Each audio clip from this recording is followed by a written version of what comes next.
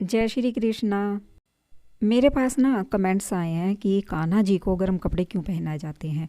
कि हमने बहुत से लोगों को देखा है कि वो कान्हा जी को एक बच्चे की तरह कपड़े पहनाते हैं, उनको भोग लगाते हैं। तो आखिर ये दिखावा किस लिए? क्या भक्ति घर पर बैठकर नहीं की जाती? इस तरह के बहुत सारे कमेंट्स आए हैं। तो देखिए, मैं उनसे एक ही बात कहना चाहूँगी कि यदि आप कान्हा जी को एक मूर्ति मानते हैं तो आपको कभी भी उनमें भगवान नज़र नहीं आएंगे। और इसीलिए आपको लगता है कि एक मूर्ति को कपड़े पहनाए जा रहे हैं, एक मूर्ति को भोग लगाया जा रहा है। भक्ति घर पर बैठकर हो सकती है, लेकिन हम या आप कान्हा जी को कहीं पर ले जाने वाले कौन हैं? कोई भी नहीं। जब कान्हा जी की मर्जी होती है कि उन्होंने कहीं जाना है तो तभी हम उन्हें लेकर जा सकते हैं। जो भी होता है हरी इच्छा से होता है। अब आप उन्हें क्या मानते हैं मैं नहीं जानती, लेकिन वो मेरे लिए भगवान हैं। और मेरे लिए वो एक मूर्ति नहीं है, वो मेरे लिए मेरे भगवान हैं, मेरे कृष्ण हैं। और जैसे मुझे सर्दी लगती है तो मेरे कान्हा जी को भी सर्दी लगती है। इसीलिए उन्हें गर्म कपड़े पहनाती हूँ, क्योंकि मेरे लड्डू गोपाल जी को, मेरे कृष्ण जी को ठंड लगती है। उन्हें भोग भी लगाती हूँ क्योंकि उन्हें भूख भी लगती है। और जब मैं अपने कान्हा जी को नहलाती हूँ तो उन्हें गर्म पानी से नहलाती हूँ ताकि उन्हें सर्दी ना लग जाए। और जब उन्हें नींद आती है तो उन्हें नरम नरम बिस्तर पर सुलाती हूँ, उन्हें कंबल ओढ़ाती हूँ ताकि रात को उन्हें सर्दी ना लगे। और जब मेरे कान्हा जी की, मेरे कृष्ण जी की इच्छा होती है कहीं घूमने जाने की, तो मैं उन्हें लेकर भी जाती हूँ। मेरा जो मन करता है कान्हा जी की कृपा से मैं वो करती हूँ।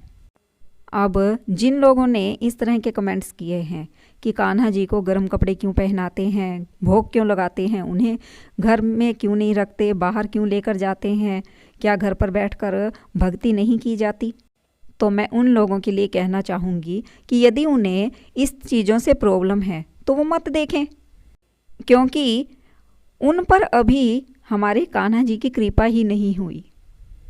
ऐसे लोगों के लिए मैं ज़्यादा कुछ नहीं कहना चाहूँगी, बस इतना ही कहना चाहूँगी कि ऐसे लोगों को मैं या कोई और जो कृष्ण भगत हैं, हम उन्हें समझा नहीं सकते।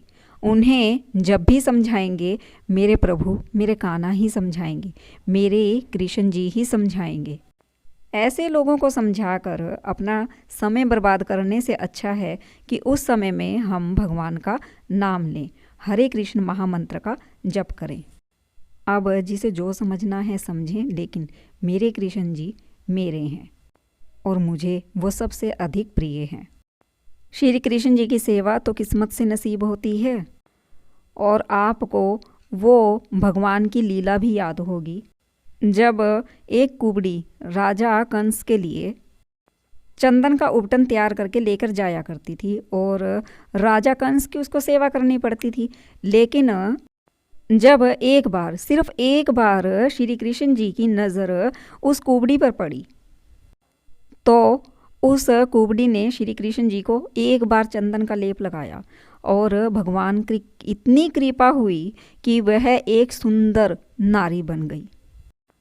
तो जो लोग ये समझते हैं कि श्री कृष्ण जी की कृपा, उनकी सेवा किसी को भी ऐसे ही प्राप्त हो जाती है, ऐसा बिल्कुल भी नहीं है। ये उन्हें ही प्राप्त होती है जो सौभाग्यशाली हैं। सौभाग्यशाली और दुर्भाग्यशाली, इसका मतलब तो आप सभी जानते हैं। अब कौन श्री कृष्ण जी की सेवा करके सौभाग्यशाली है और कौन राजा कंस की तरह उनकी बुराइयां देखकर उनकी बुराइयां कर रहा है, उनके भक्तों में दोष निकाल रहा है, यह सब अब आप ही देख लीजिए कि कौन सौभाग्यशाली है और कौन दुर्भाग्यशाली। यहाँ मैं सिर्फ उन्हीं की बात नहीं कर रही हूँ जो सिर्फ कमेंट्स में ऐसी बातें कहते हैं। मैं वैसे भी बहुत से लोगों से ऐसी बातें सुन चुकी हूँ कि जो भगवान की वास्तविकता को नकारते हैं। भगवान के अस्तित्व को अस्वीकार करने वाले लोगों के लिए मैं सिर्फ एक ही शब्द में एक बात कहूँगी कि अगर उनके प्राण निकल जाएं तो क्या वे अपने प्राण रुपया, पैसा या किसी भी तरह से वापस ला सकते हैं? नहीं, यह काम सिर्फ और सिर्फ भगवान कर सकते हैं, भगवान श्री कृष्ण कर सकते हैं। जिन लोगों से मैंने ये सब बातें सुनी हैं या जिनके मैंने ऐसे कमेंट्स पढ़े हैं, उन सब के लिए ही आज की मेरी ये वीडियो है कि अगर आप भगवान को नहीं मानते हैं तो आप हमें या जो भी कृष्ण भक्त हैं उन्हें मानने से भी क्यों मना करते हैं। अगर आप नहीं मानना चाहते तो मत मानिए। आपके मानने या ना मानने से कुछ नहीं होगा, कुछ भी ऐसा नहीं होगा।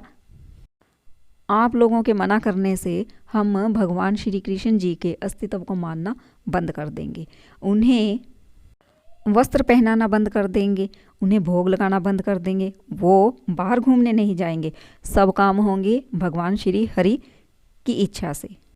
और अब मैं ज़्यादा कुछ नहीं कहना चाहूँगी, बस मैं यही कहना चाहूँगी कि जो भगवान श्री कृष्ण जी के भक्त हैं वो अपनी सेवा जैसा करते हैं, भगवान श्री कृष्ण जी उनसे जैसी सेवा करवाते हैं, वो सच्चे हृदय से सेवा भाव से सेवा करते रहें। ऐसे लोगों की कतई परवाह ना करें। और मैं भगवान श्री कृष्ण जी की सेवा करती थी, करती हूँ, करती रहूँगी, क्योंकि भगवान श्री कृष्ण जी सिर्फ मेरे हैं।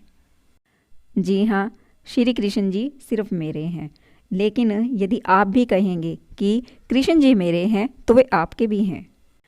भगवान श्री कृष्ण जी की सेवा कीजिए और उनका आशीर्वाद प्राप्त कीजिए। जय श्री कृष्ण। यदि वीडियो अच्छी लगी है तो लाइक कर दीजिए, शेयर कर दीजिए और चैनल को सब्सक्राइब कर लीजिए। जय श्री कृष्ण। राधे राधे।